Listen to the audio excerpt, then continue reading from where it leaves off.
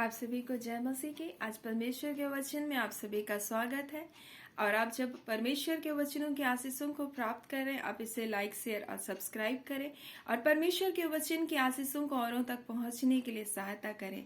आज जो हम लोग विषय को देख रहे हैं वो हम लोग यिर्मयाह उसका 18 से हम लोग देखेंगे।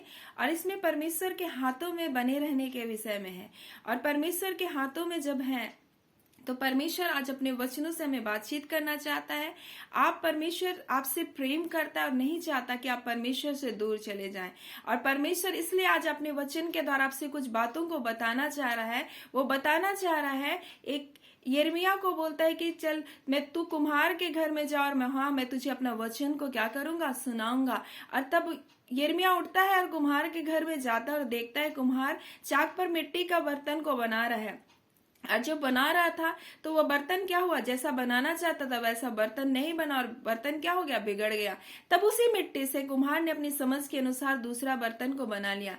तब यहोवा का यह वचन यिर्मयाह के पास पहुंचा और उसमें परमेश्वर ने कहा, यहोवा ने कहा कि यह वाणी है, इस कुम्हार के समान तुम्हारे साथ क्या मैं भी काम नहीं कर सकता। देख, जैसा मिट्टी कुम्हार के हाथ में रहती है वैसे इजराइल के घराने तुम भी मेरे हाथों में हो।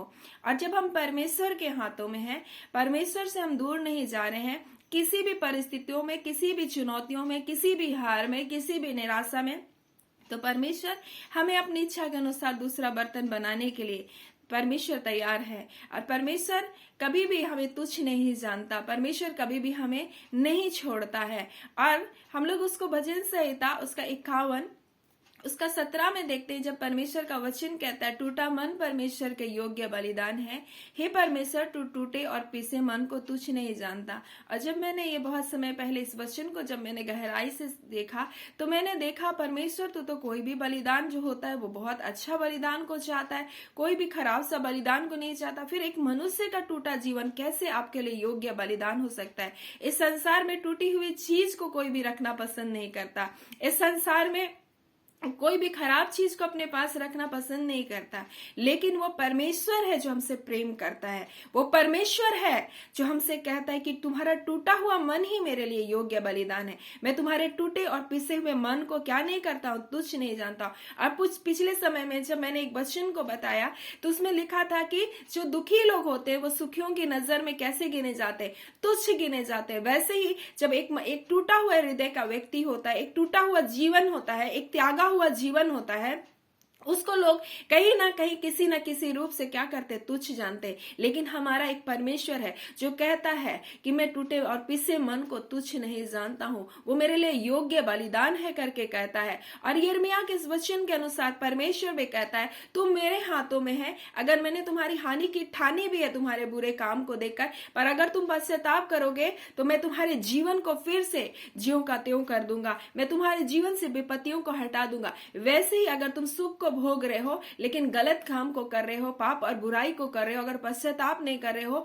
तो तुम्हारे जीवन में मैं फिर से दुखों को ला सकता हूं। मैं इसी प्रकार से परमेश्वर इस बात को इस वचन के द्वारा बता रहा है। लेकिन अगर हम परमेश्वर के हाथों में हम टूट भी गए हैं तो परमेश्वर, और हम पश्चाताप करते हैं तो परमेश्वर हमारे जीवन को फिर से बना सकता है। परमेश्वर हमारे जीवन को फिर से बहाल कर सकता है। और इस घटना को हम लोग देखते हैं उड़ाव पुत्र के जीवन से। जब वो अपने पिता से दूर चला गया, अपने जिंदगी को कुकर्मों में व्यतीत करने लगा, अपने जीवन, अपने धन को, सारी संपत्ति को उसने वेश्यावृत्ति में उड़ा दिया, उसने गलत संगति में अपने पूरे जीवन को खत्म कर दिया। लेकिन एक दिन जब वो अपने आपे में आया और जब उसे भोजन की कमी हुई, वो सुअरों का भोजन को खाने लगा, तब वो अपने आपे में आया, सोचा मैं कौन सी जिंदगी को जी रहा हूं, मैं कौन सी दुर्दशा में आज पड़ा हूं। और तब वो अपने पिता के प्रेम को, अपने पिता के घर को याद किया और वो पश्चाताप करके अपने पिता के पास गया। और हम देखते हैं उसका पिता उसका क्या कर रहा है, इंतजार करता हुआ मिलता है। यही पिता आज हमारा भी है जो कहता है मैं टूटे हुए और पिसे मन को तुच्छ नहीं जानता।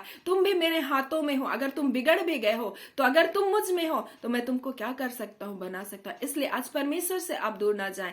परमेश्वर आपके जीवन को बना सकता है, चाहे परिस्थिति कुछ भी क्यों ना हो, चाहे आपके जीवन की दिशा कुछ भी क्यों ना हो, वो परमेश्वर बनाने की सामर्थ रखता है। लेकिन परमेश्वर का यह कथन है कि तुमको मेरे हाथों में क्या करना है, बने रहना है। आपको अगर चाक पर बने रहना है ना, अगर आप चाक में अगर बने हैं, आप अगर मसीह में बने हैं, आप परमेश्वर से दूर नहीं भाग रहे, तो परमेश्वर आपके जीवन को क्या कर सकता है, बना सकता है। उड़ाव पुत्र जब अपने पिता के पास आया, तब पिता ने उसको सब कुछ दिया जो उसने खो दिया था। आज वही परमेश्वर हमारा और आपका भी है, जो हमसे प्रेम करता है, वो हमें कभी भी नहीं छोड़ता, बशर्ते हम पश्चाताप करके मन को फिरा करके अपने पिता के पास लौटे, और परमेश्वर हमारे जीवन को फिर से बहाल कर सकता है।